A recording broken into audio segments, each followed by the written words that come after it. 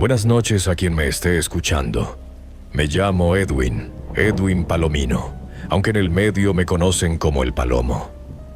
Tengo 26 años. Soy vocalista de un grupo de corridos tumbados aquí en Culiacán, Sinaloa. Somos 5 compas: el zurdo en el bajo, el chino en la guitarra, el borrego en la batería, el güero en el teclado y yo al frente. Hemos tocado en salones, palenques, quinceañeras de colonia. Nunca nos habíamos metido en algo parecido a lo que les voy a contar. Fue hace 8 meses. Me marcó mi agente, el señor Ruiz, con una propuesta. $37,000. En verde, por una noche. Me tuve que sentar en la orilla de la cama cuando escuché el número. Las condiciones: fiesta privada, sin teléfonos, código de vestimenta estricto. Todo de negro, máscara negra y lentes oscuros para todos. Identidades cubiertas. Ni él sabía de quién era la celebración. Solo me dijo: Palomo, la gente que paga esto no pregunta 2 veces. Y tú tampoco preguntes. Le consulté a los compas. El borrego dijo que sonaba raro. El chino dijo que con esa lana pagaba la deuda de su mamá y le sobraba. Los 5 dijimos que sí. La noche que nos recogieron llegaron 2 Suburban negras, blindadas. Los que nos recibieron eran 4 hombres sin nombre. Uno sacó bolsas de tela gruesa y nos las pusieron en la cabeza. Una a cada quien. Manejaron unos 30 minutos. Perdí la orientación desde el primer tope. Cuando nos quitaron las bolsas estábamos en la sierra.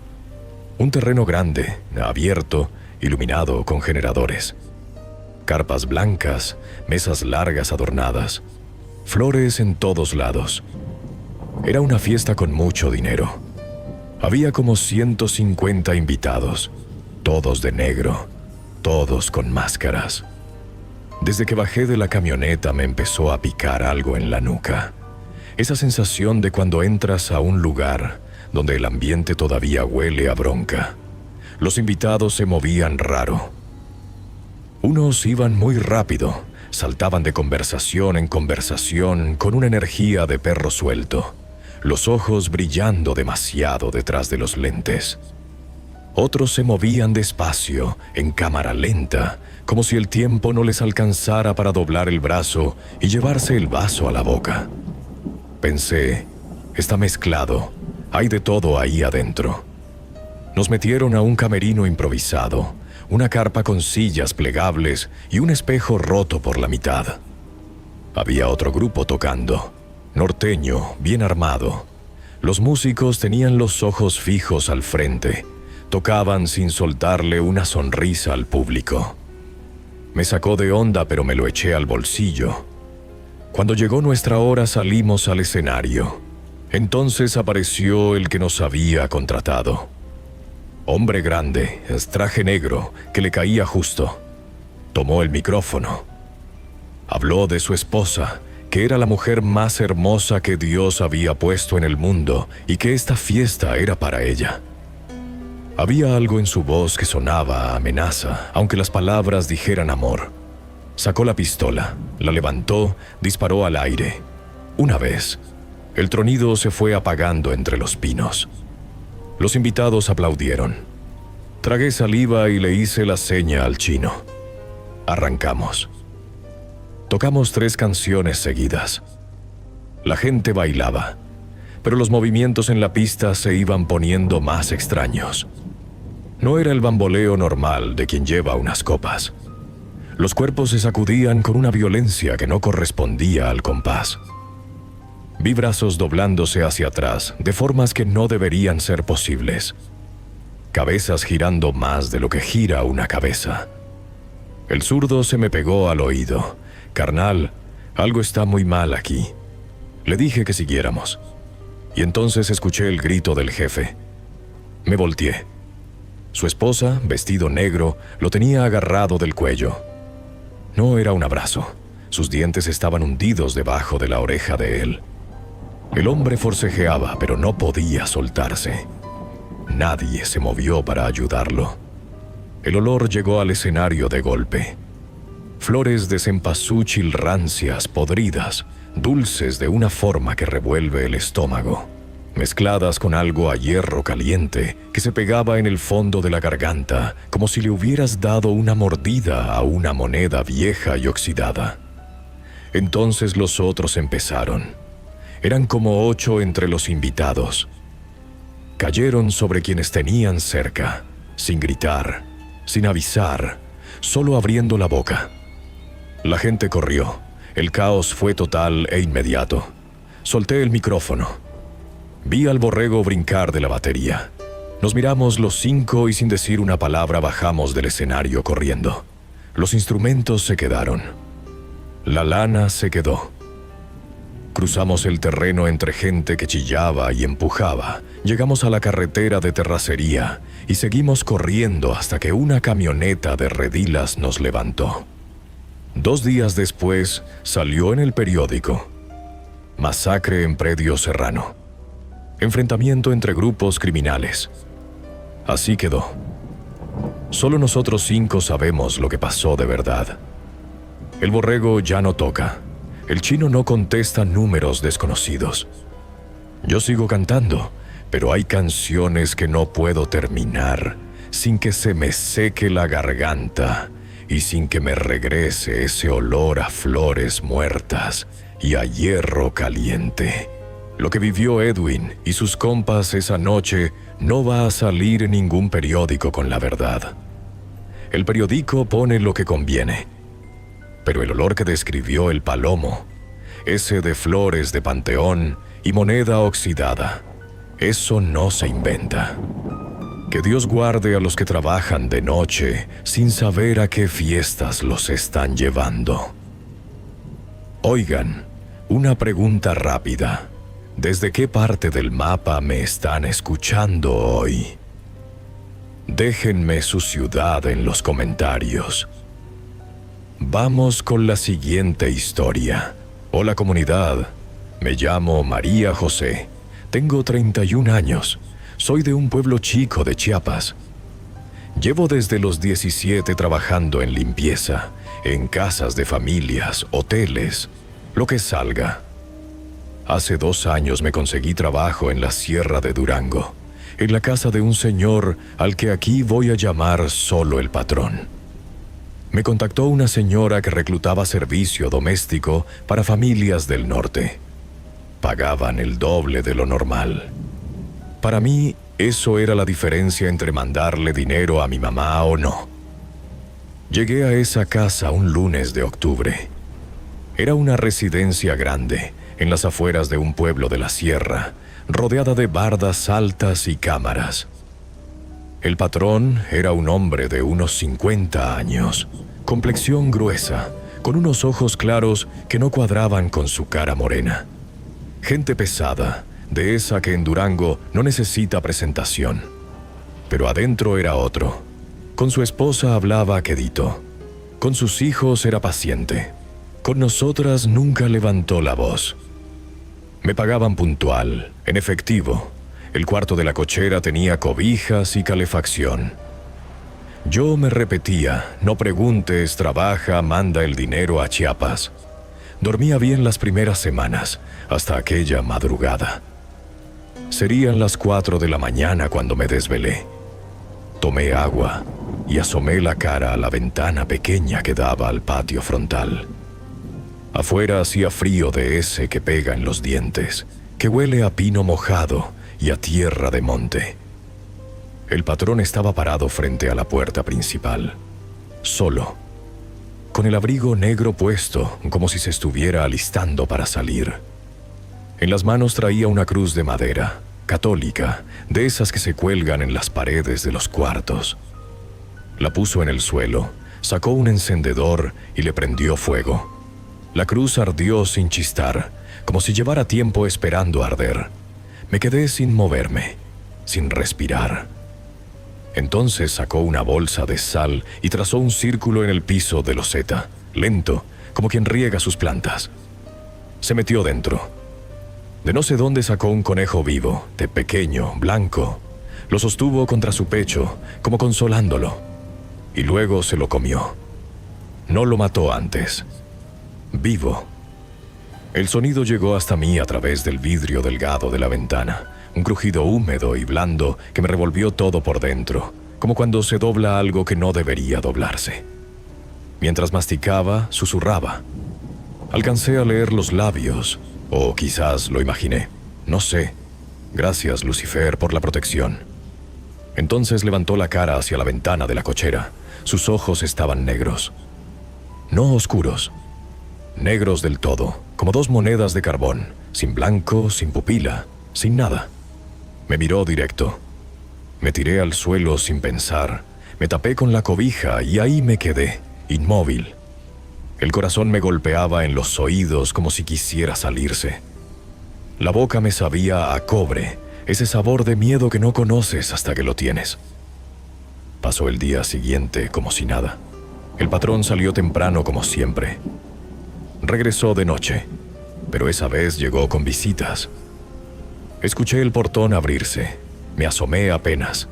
Eran 3. Una cabra negra, un burro y una serpiente gruesa enrollada sobre sí misma. No traía a nadie guiándolos. Entraron solos, en fila, con una calma que no es de animales, con pasos que sonaban distintos, más pesados de lo que deberían sonar. Se metieron a la oficina del patrón. Cerró la puerta. Esa noche hubo fiesta adentro de esa oficina. Música que yo no reconocía, como de flauta pero afinada de un modo que lastimaba el oído. Gritos que a veces parecían carcajadas y a veces parecían otra cosa. Olía a copal quemado mezclado con algo dulce y pesado, como flores de noche que se van pudriendo mientras las hueles. Me mandaron llamar una vez para llevar botellas de mezcal. Toqué, las dejé afuera y me fui deprisa. El patrón desde adentro me dio las gracias con su voz normal. Eso fue lo más raro. Su voz completamente normal, mientras lo de adentro no era normal para nada. A las 2 de la mañana se hizo el silencio. A la mañana siguiente encontraron al patrón en su sillón de la oficina, sentado, con las manos sobre el escritorio. Muerto, sin marca, sin herida, sin nada que explicara por qué. Con una sonrisa en la cara, que no era una sonrisa de persona dormida. Era la sonrisa de quien acaba de cerrar el mejor trato de su vida. Pedí mis cosas ese mismo día. La señora de la casa me preguntó si pasaba algo. Le dije que me había llegado una emergencia familiar. Ella asintió con una cara que me hizo pensar que no era la primera vez que alguien se iba así de esa casa, de repente, sin terminar de explicar. Me fui en el primer camión a Durango, capital, y de ahí a Chiapas. 12 horas de carretera, mirando por la ventana sin ver nada, con las manos juntas sobre las rodillas y el corazón todavía desbocado. En algún tramo de la sierra, entre cerros oscuros y niebla, me persigné 3 veces seguidas sin poder parar, sin saber bien ni por qué, solo sintiendo que necesitaba hacerlo. Nunca le conté esto a mi mamá, nunca a nadie. Hasta hoy. Hay cosas que si las nombras en voz alta, te las pegas al cuerpo para siempre. Con haberlas visto ya es suficiente carga.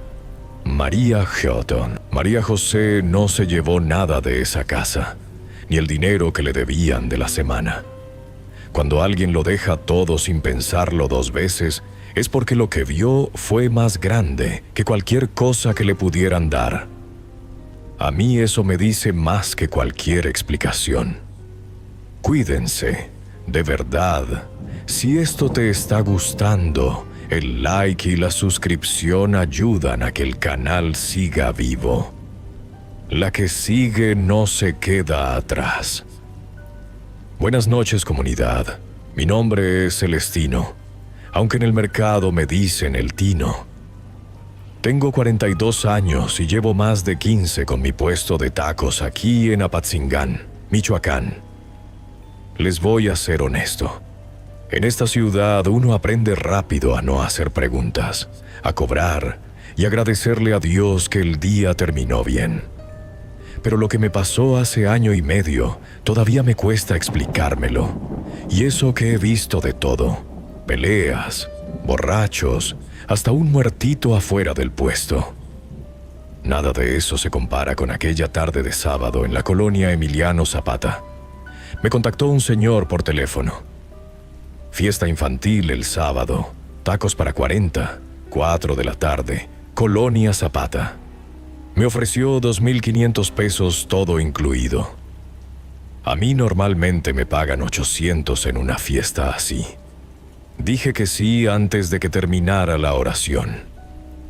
Llegué puntual con mi trompo, mis ollas y mi ayudante, el Pepe, un muchacho de 18 años que me echa la mano los fines de semana. La casa era grande para ser de colonia popular, barda alta, portón de metal gris. Adentro había sillas de plástico acomodadas en el patio, una lona de colores, globos amarillos y azules, un pastel en una mesa, todo lo que corresponde a una fiesta de niño.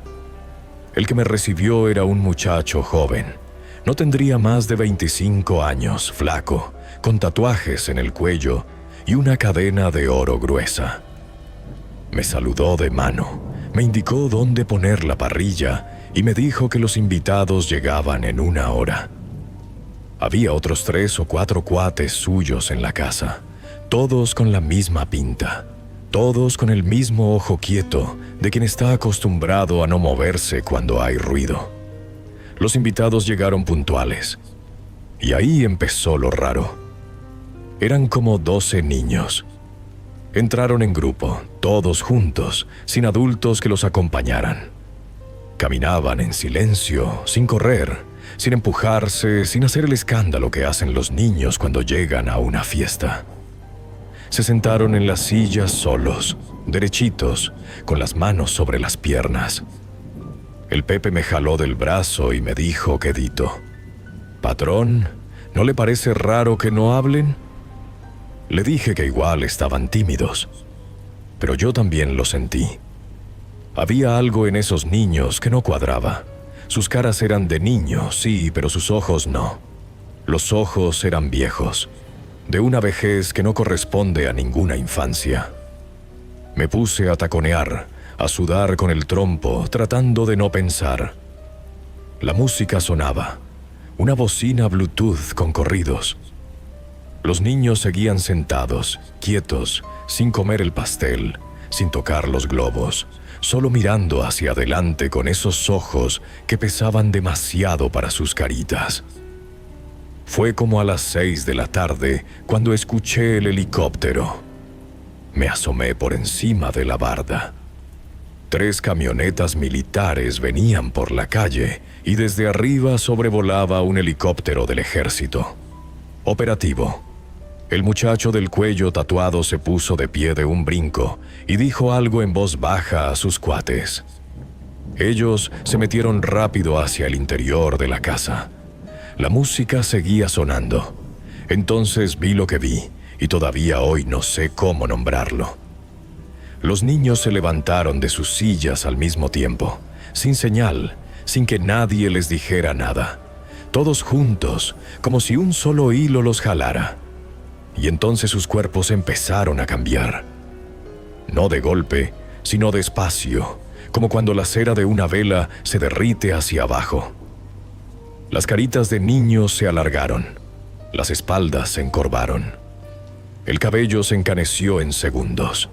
Las manos, que eran chiquitas y lisas, se llenaron de arrugas y venas.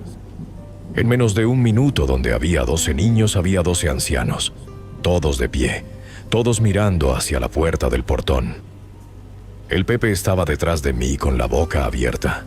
Yo no me moví, no respiré. Entraron los soldados, 4 elementos con equipo completo, fusiles, pasamontañas. Revisaron el patio. Vieron las sillas, el pastel, los globos. Vieron a los 12 viejitos sentados de vuelta, callados, con cara de no saber nada. Un soldado les preguntó si eran familia del dueño. Uno de los ancianos, con una voz de papel mojado, respondió que eran invitados de visita. El soldado los miró un momento y pasó de largo. Se llevaron a los cuates del tatuado con las manos en la nuca. La música siguió sonando todavía unos minutos después de que se fueron los militares. Recogí mis cosas. No pedí que me pagaran el resto. Agarré al Pepe del brazo y nos fuimos caminando sin voltear. En la calle no había nadie. Los 12 viejitos, o lo que fueran, se habían esfumado igual que llegaron. Esa noche no dormí. El Pepe renunció el domingo siguiente. A mí me cambió el sabor de los tacos por una semana entera. Y eso que llevo 15 años frente al trompo. No sé qué eran. No sé para qué estaban ahí. Solo sé que sus ojos, cuando eran niños y cuando eran viejos, eran exactamente los mismos ojos. Lo que vio el Tino no tiene explicación que alcance. Y lo que más me queda dando vueltas no es la transformación, sino el detalle de que los soldados los miraron y pasaron de largo. Como si hubiera algo ahí que el entrenamiento militar no tiene instrucciones para manejar. ¿Ustedes qué habrían hecho en su lugar? Ahora sí, prepárense para lo que viene. Continuamos con la cuarta historia de esta noche. Hola, comunidad de relatos jamás contados. Me llamo Paulina. Tengo 29 años. Soy de Lagos de Moreno, Jalisco. Trabajo de mesera en eventos desde los 18. En Los Altos, uno aprende a no hacerse la pregunta equivocada cuando un contacto te ofrece el doble por una sola noche. La regla es sencilla. Llegas, sirves, te callas, te vas. Esa noche de noviembre creí que iba a seguir esa regla sin problema. Me equivoqué. El rancho quedaba por el rumbo de Jalostotitlán, sobre terracería. Llegué a las 7 con otras 4 meseras. Ninguna nos conocíamos. Un hombre gordo con sombrero explicó las reglas. Servir, no sacar el celular, no hablar de más. Asentimos todas. La fiesta era para celebrar algo. Eso se sentía.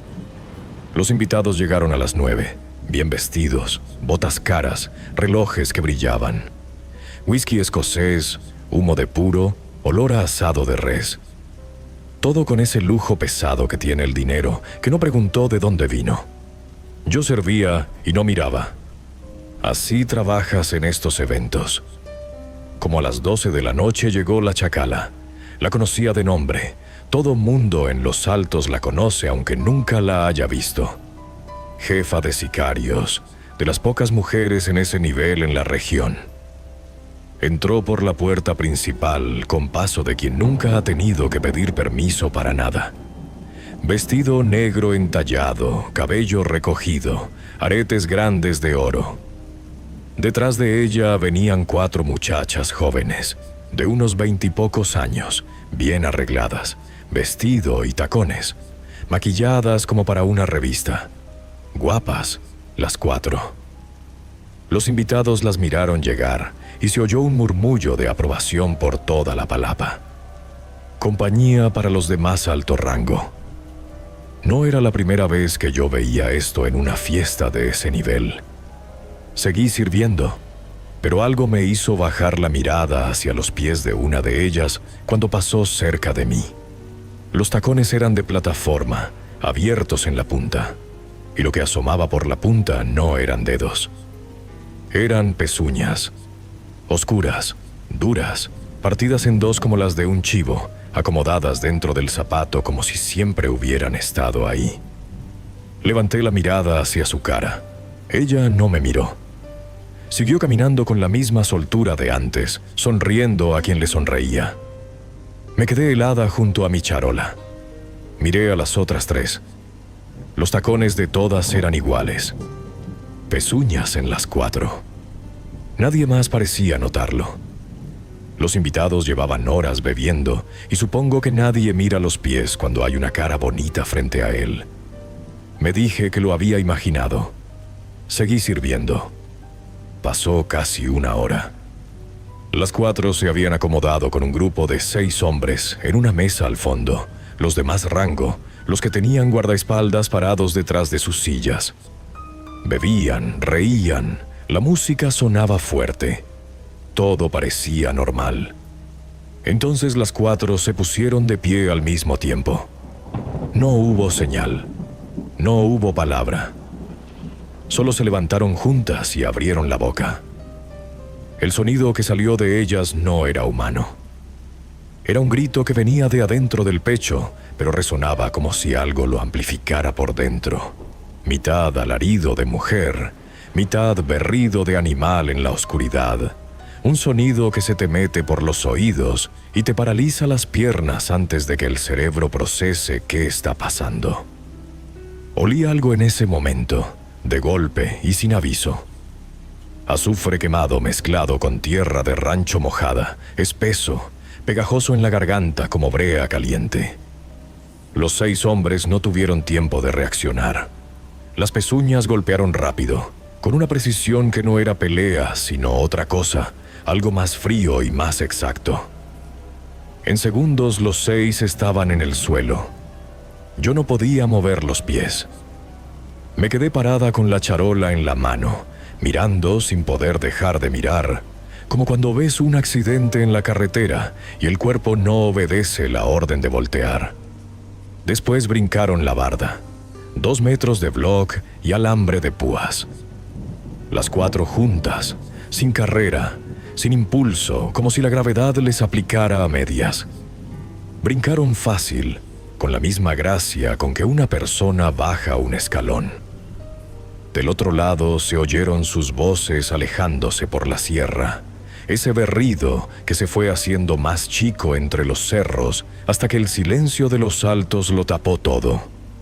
En la mesa donde habían estado los 6 hombres quedó un papel doblado. Uno de los guardaespaldas lo recogió, lo leyó y no dijo nada. Solo se lo pasó al hombre del sombrero. Nunca supe exactamente qué decía, pero el rumor que corrió después entre las meseras era que era un mensaje de los contrarios, que la celebración había sido demasiado temprana. Me fui antes de que nadie nos dijera que podíamos irnos. Nadie me detuvo. Manejé de regreso a Lagos con las manos temblando en el volante y los ojos clavados en el asfalto, como si los despegaba iba a aparecer algo en el asiento de atrás. No volví a aceptar trabajo en el rumbo de Jalostotitlán.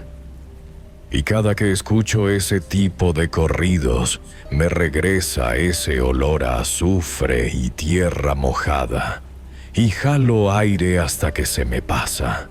Lo que Paulina describió no es un ajuste de cuentas normal. Lo que brincó esa barda no era de este mundo, aunque haya llegado vestido y en tacones. A veces el mal no necesita disfrazarse de monstruo para hacer daño. A veces llega guapo, que Dios nos libre. Si tienes algo que no te has atrevido a contar de una fiesta así, de una narcofiesta, o de algo que viste trabajando en ese ambiente, mándanos tu historia al correo de la descripción. No importa qué tan increíble suene, aquí se escucha todo. Continuamos. Me llamo Justino Rentería, y tengo 78 años. Estoy viejo y ya no me importa guardar esto. Me lo llevo cargando desde los años 80, y creo que ya merezco soltarlo antes de que Dios me llame. Trabajé 17 años cuidando la finca de un hombre al que le voy a llamar el Señor Amado, que no era su nombre, pero así le decían los que lo conocían. Una finca grande en las afueras de Culiacán, Sinaloa. Jardines, perros pastores alemanes que yo alimentaba cada mañana. Una alberca que nadie usaba, casa principal de 2 pisos. Yo vivía en una casita de madera en la esquina más alejada. Cama, cocineta, baño. No era lujo, pero era techo, comida y un sueldo que me alcanzaba para mandar a mis hijos a la escuela. Uno no pregunta de dónde viene el dinero cuando tiene hijos que alimentar. El señor Amado llegaba a la finca cuando quería, pero cuando llegaba, llegaba con todo. Esa noche de octubre del 84 llegó pasadas las 10.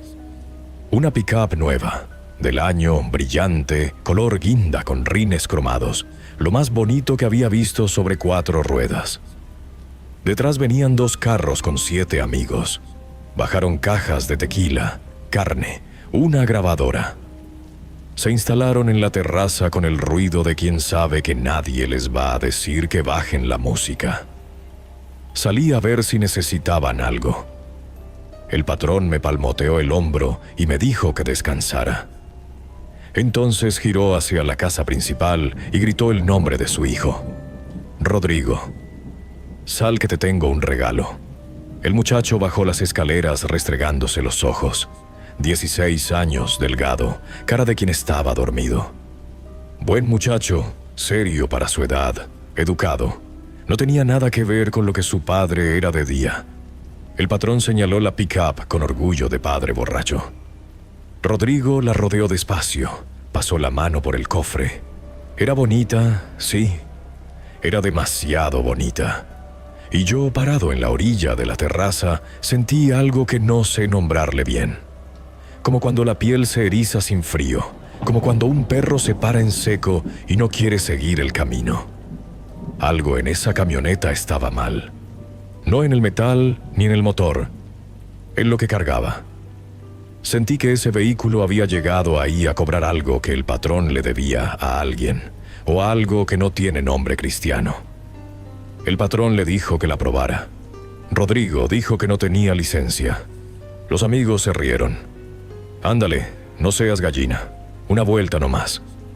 El muchacho me miró un momento, como buscando que alguien le dijera que no tenía que hacerlo. Yo no supe qué decirle. Ojalá hubiera dicho algo. Agarró las llaves, arrancó. Salió por el portón despacio. 15 minutos. No regresó. 30. Nada. El patrón lo achacaba al tequila y al entusiasmo del muchacho. A la hora exacta llegaron los faros de una patrulla al portón. El patrón se metió rápido a la casa. Me tocó a mí salir. El oficial era joven, con cara de no querer dar malas noticias. La camioneta estaba estrellada contra una peña en el Libramiento, a 3 kilómetros de la finca. El impacto había sido fuerte. En el asiento del conductor solo estaba la playera de Rodrigo, doblada con cuidado sobre el volante, como si alguien la hubiera acomodado así. Del muchacho no había rastro, ninguno, ni sangre, ni huellas, nada que dijera que alguien había salido caminando del lugar. Nunca apareció. La camioneta la remolcaron de vuelta a la finca, porque el patrón así lo pidió. Quedó estacionada en la cochera. Nadie la volvió a tocar. El patrón nunca intentó encenderla. Yo la veía cada mañana cuando pasaba a darle agua a los perros y siempre miraba hacia otro lado. 11 años después, en el 95, yo seguía ahí. El patrón estaba muy caído, muy solo, muy viejo antes de tiempo. Una noche de noviembre que no podía dormir, me salí a caminar por el patio. No sé por qué me paré frente a la cochera. No sé por qué abrí la puerta. No sé por qué giré la llave del radio. El radio encendió solo, estática, un zumbido largo. Y entonces la voz de Rodrigo salió por la bocina. Era su voz, la de un muchacho de 16 años, igual que la última vez que la escuché. Palabras cortadas por la estática, pero al final se escuchó claro. Papá. Cerré la puerta y caminé de vuelta a mi casita sin correr, porque si corría iba a caerme, y si me caía no iba a poder levantarme. Me persigné 4 veces en el camino. Esa noche no dormí. Al día siguiente renuncié. Lo que se tragó esa camioneta lo sigue teniendo. De eso estoy seguro. Y creo que Rodrigo sabe dónde está. Solo que no puede salir a decírnoslo. Don Justino cargó eso solo más de 40 años. Hay personas que guardan cosas así toda la vida, porque saben que si las dicen, nadie les va a creer. O peor, que alguien sí les va a creer. A veces no sé cuál de los dos asusta más. Que Dios tenga a Rodrigo donde quiera que esté. Va la siguiente historia. ¿Qué tal comunidad de relatos jamás contados? No voy a dar mi nombre. Soy colombiano. Tengo 64 años. Vivo retirado en un país que no es el mío ni el de ustedes. Lo que les voy a contar lo guardé en silencio por más de 20 años, porque hablar de ciertas cosas en ciertos círculos no es sano para la salud de uno, ni para la de su familia. Pero ya estoy fuera, ya estoy lejos, y creo que esta historia merece ser contada, aunque sea sin nombre y sin cara. Estuve en México en el 2002, en Guadalajara, por negocios. Vine a reunirme con un grupo que en ese entonces era pequeño, recién armándose, peleando su espacio contra estructuras mucho más grandes. Gente joven, hambrienta, con ambición de las que no duermen. Me recibieron bien, me trataron con respeto, y al terminar las reuniones de trabajo me invitaron a una fiesta esa misma noche, en una casa amplia en las afueras de la ciudad. Pensé que era una fiesta normal. Un colombiano en México ya sabe que las fiestas de cierta gente tienen su propio nivel. Fui sin hacerme preguntas. Llegué a las 10 de la noche. La casa era grande, bien cuidada, sin lujos ostentosos, pero con todo lo que se necesita. Patio con luces colgadas, música norteña suave desde adentro, olor a carne asada desde la cocina. A primera vista podía pasar por cualquier festejo de familia, pero adentro era diferente. En la sala principal habían corrido los muebles hacia las orillas y en el centro del piso había un altar. No pequeño ni discreto, casi de pared a pared, con velas rojas y negras encendidas, flores blancas ya marchitas, botellas de mezcal abiertas, cigarros, dinero en efectivo acomodado en abanico, y en el centro una figura alta, una estatua vestida con túnica, con guadaña, con calavera, la Santa Muerte, alta como un hombre, mirando hacia la entrada. Habría unas 30 personas en esa sala, los más altos mandos del grupo, todos vestidos de negro. Sobre las mesas había botellas de tequila reposado y mezcal artesanal, buenas marcas, caras. Lo que me llamó la atención desde el principio fue cómo bebían. Botella tras botella, vaso tras vaso, y ninguno acusaba el alcohol. Los ojos lúcidos, la voz firme, el paso derecho. Yo tomé 2 copas y sentí el peso normal. Ellos vaciaban botellas enteras y seguían igual que al principio, como si el alcohol no encontrara dónde aterrizar en sus cuerpos.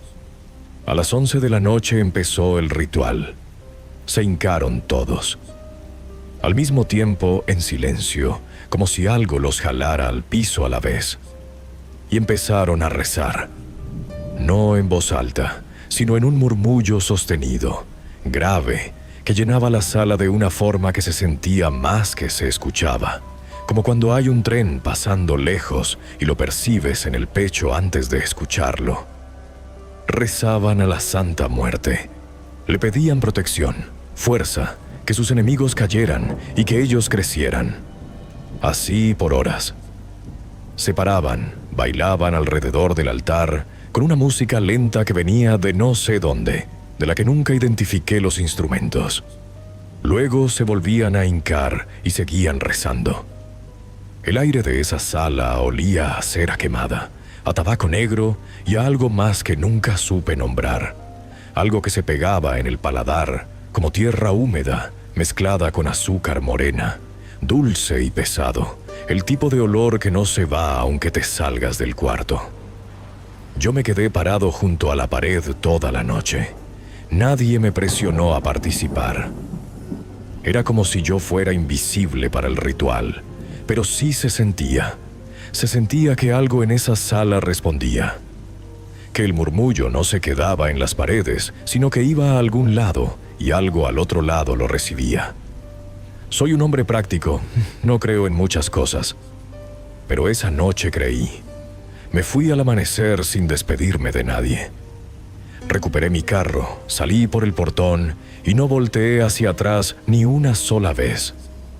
Lo que sí puedo decirles es lo que pasó después. Ese grupo que en el 2002 era pequeño y hambriento, hoy es uno de los más poderosos del continente. Crecieron de manera sostenida durante más de 2 décadas sin que nada los detuviera del todo. Yo no digo que fue el ritual. Yo no digo que no fue el ritual. Solo les cuento lo que vi y lo que pasó después, y los dejo a ustedes sacar sus conclusiones. Lo que sí sé es que desde esa madrugada, cuando me levanto de noche y hay silencio en la casa, a veces escucho un murmullo. Muy quedito, como de 30 voces rezando juntas. Entonces prendo la luz, me persigno y rezo lo mío, lo que aprendí de niño en Medellín. Porque hay fuerzas a las que uno les puede rezar. Y hay fuerzas a las que es mejor no hacerles caso. Este testimonio llegó sin nombre, sin ciudad, sin nada que lo amarre a un lugar concreto. Y quizás eso es lo más perturbador. Que haya alguien que lo vio todo, que sabe exactamente de quién habla, y que aún así se eligió el anonimato. Eso no lo hace menos real. A veces lo hace más. No corten todavía. Hay más. Buenas noches, comunidad. Les juro que nunca pensamos que iba a pasar algo así. Yo soy el Coyote, tengo 18 años. Vivo en la colonia Lázaro Cárdenas de Torreón, Coahuila. Y lo que voy a contar fue idea mía. Así que si alguien tiene que cargar con esto, soy yo. Era sábado en la noche, o como las 11. Yo andaba con mi compa, el Rata, 17, vecino de toda la vida. Escuchamos música desde una cuadra antes, narcocorridos a todo volumen. Luces de colores que se asomaban por encima de las bardas, olor a carne asada que llegaba hasta la calle. Una fiesta. Nosotros no teníamos nada planeado esa noche. No teníamos lana para hacer otra cosa. Y el Rata dijo, nos brincamos. Yo dije que sí sin pensarlo. La barda era de block, como de 1,5 metros, fácil. La esquina tenía un tinaco que servía de escalón. En 30 segundos estábamos adentro. El patio era enorme. Mesas largas, sillas de plástico, una lona de colores colgada entre 2 árboles, una bocina enorme. Había como 50 personas, todos adultos, bien vestidos.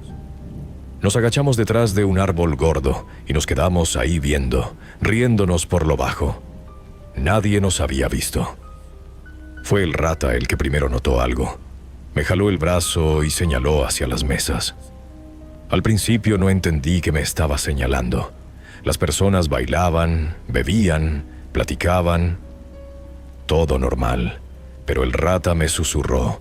Llevan mucho tiempo bailando el mismo paso. Y tenía razón. La canción había cambiado 2 veces desde que entramos y todas las personas en la pista seguían el mismo movimiento. No el ritmo de la canción nueva, el mismo movimiento de antes. Como si la música no llegara a sus oídos, como si algo más les estuviera marcando el compás. Luego noté los pies. Ninguno tocaba el suelo. No flotaban, no era eso. Era algo más sutil. Entre la suela de sus zapatos y el cemento había un espacio. Milímetros. Apenas perceptible. Pero una vez que lo vi, no pude dejar de verlo. 50 personas bailando a milímetros del piso, sin tocar nunca el cemento. Entonces apagaron las luces. 2 segundos de oscuridad total. Y en esos 2 segundos, escuché algo que todavía hoy se me planta en los oídos cuando intento dormir. El sonido de 50 cuerpos cayendo al piso al mismo tiempo. No como personas que tropiezan, como cosas pesadas que se desploman. Un golpe sordo, múltiple, como cuando llueve fuerte en un techo de lámina. Volvieron las luces. Las 50 personas estaban en el piso. Boca arriba, brazos a los lados, ojos abiertos mirando hacia arriba. Inmóviles, la música seguía sonando. Los vasos en las mesas seguían humeando. El asador todavía crepitaba. Todo igual, menos las personas. El rata me agarró del cuello de la playera para correr. Yo no me moví, no por valiente, porque las piernas no respondieron. Y fue entonces cuando una de ellas se sentó. No se incorporó como se incorpora una persona, apoyándose en los codos, girando el torso. Se dobló hacia arriba desde la cintura, completamente rígida, como bisagra, en un solo movimiento sin esfuerzo. Y luego otra, y otra. Las 50 al mismo tiempo, doblándose desde el suelo hacia arriba, rígidas, perfectas, en silencio, hasta quedar sentadas con la espalda recta y las manos sobre las rodillas.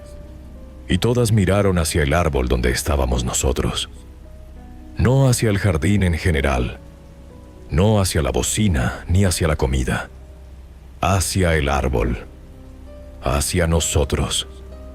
50 caras giradas exactamente en nuestra dirección, con una sonrisa idéntica en todas, la misma curva de labios, los mismos dientes, la misma expresión que no era felicidad, sino algo que usaba la forma de la felicidad como disfraz. El rata salió corriendo. Yo salté la barda detrás de él sin saber cómo. Corrimos 6 cuadras sin parar.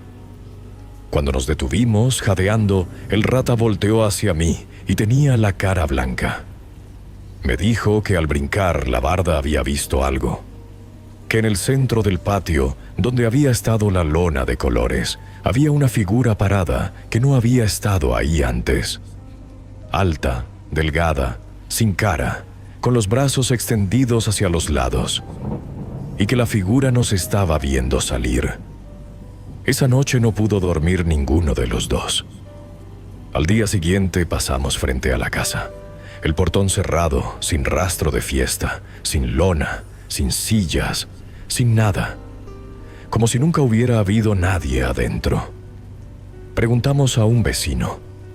Nos dijo que esa casa llevaba 2 años abandonada. Que el dueño había muerto y los herederos nunca la reclamaron. Que los vecinos a veces escuchaban música de madrugada, pero nadie se atrevía a asomarse. El rata tiene pesadillas desde entonces. Yo también, pero lo que más me quita el sueño no es lo que vimos adentro. Es que cuando todas esas caras se giraron hacia nosotros, con esa sonrisa idéntica, yo sentí que llevaban ahí mucho tiempo esperando que alguien se brincara esa barda. Y que estaban contentos de que por fin hubiéramos llegado. El coyote y el rata entraron buscando fiesta gratis. Lo que encontraron no tiene precio, y no del bueno. Hay lugares que esperan, que necesitan que alguien entre para que el ciclo se complete. Que Dios guarde a todos los curiosos de esta noche. Y si esta semana se les ocurre brincarse una barda ajena, mejor piénsenlo 2 veces. Eso fue todo por esta noche en Relatos Jamás Contados. 7 historias, 7 testimonios de gente que estuvo donde no debía, que vio lo que no tenía que ver, que sobrevivió para contarlo. Si tienes algo guardado, algo que no te has atrevido a decirle ni a tu familia, mándanos tu historia al correo de la descripción. Aquí se escucha todo. Cuídense mucho. Cierren bien sus puertas esta noche. Que Dios los lleve bien. Esto fue Relatos Jamás Contados. Nos escuchamos pronto.